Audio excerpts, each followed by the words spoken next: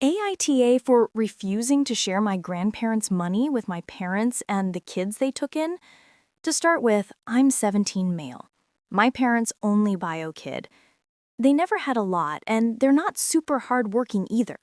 They get fired from jobs a lot because they call out a few times a month. We were homeless before. My parents even got evicted for not paying rent in the past. My mom's family, enablers of them.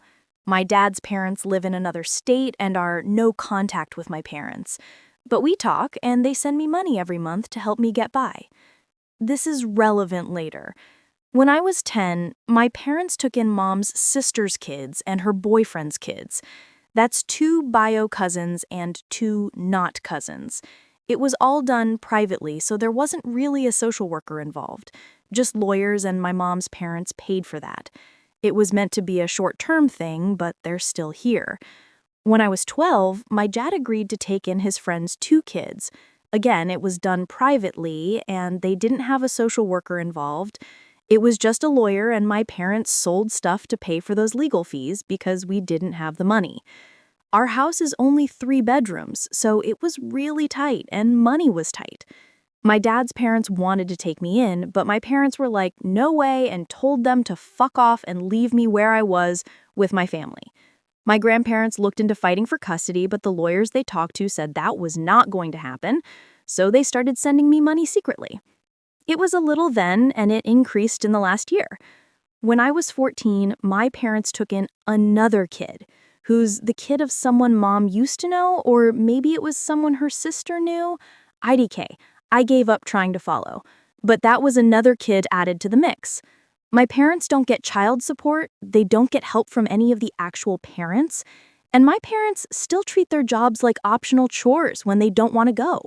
My dad was fired 4 months ago, and he only found a new job a week ago. I get money every month from my grandparents to cover stuff I might need for school or just to stay sane. It also covers better food than my parents can provide. What I mean by that is I can buy school lunch and get a hot dinner somewhere instead of sandwiches most days for lunch and dinner. I work part-time too. I save some of the money from my grandparents and what I earn. My parents found out about the money after listening to a conversation I had with Grandpa a couple of months ago. Since then, they have asked me to help provide for the family.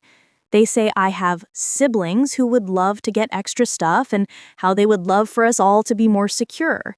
I got so mad, I told my parents to fuck off and provide for the kids they took in themselves because that was their choice, not mine, and I'm not picking up their slack. My parents acted surprised that I would feel that way. They said they thought I loved my siblings. I wanted to ask if they were insane, but figured they'd think I was the one insane.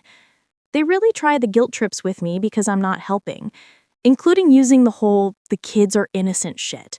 And the kids being innocent is why I feel a little bad. I just don't want to be responsible for them. They should be with people who can afford them, IMO, but there's nothing I can do about it.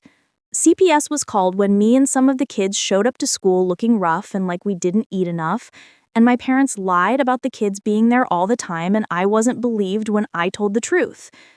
Am I the a-hole? People's opinions. 1. NTA. I'd speak to a counselor at your school. Your parents are neglecting you and the other kids. They may even look into these adoptions. You are 17, so I'm not sure of the laws are where you live, but maybe you can leave and go to your grandparents. By the time your parents get any money together to get you back, you'll be 18. Make sure you have all your important documents and paperwork. Check your credit score and report to make sure your parents haven't taken out credit cards or loans in your name. 2. NTA. I'm sorry those kids are that situation, but it's not your responsibility. I would be clear to your parents that they are neither your kids nor your siblings. You will, I assume, be graduating in May or June. Good, you can leave then. There obviously won't be any help paying for school, so you need to start planning now. Living with your grandparents and attending a community college and working part or full-time might be a good place to start. If you have any way of working now, do so and save every penny. Don't give your parents a dime. I mean, if you can get a job without them knowing, that's the best option.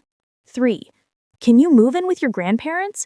I know you're technically still a minor, but what can your parents, who have no money, do?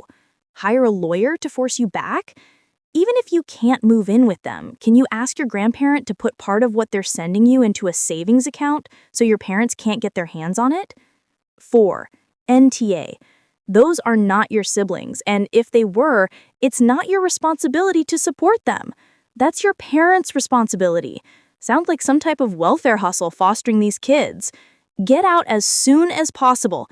Get your birth certificate and social security card if you can now, and make sure your money is somewhere they can't get to it. 5. NTA. As soon as you hit 18, lock down your credit.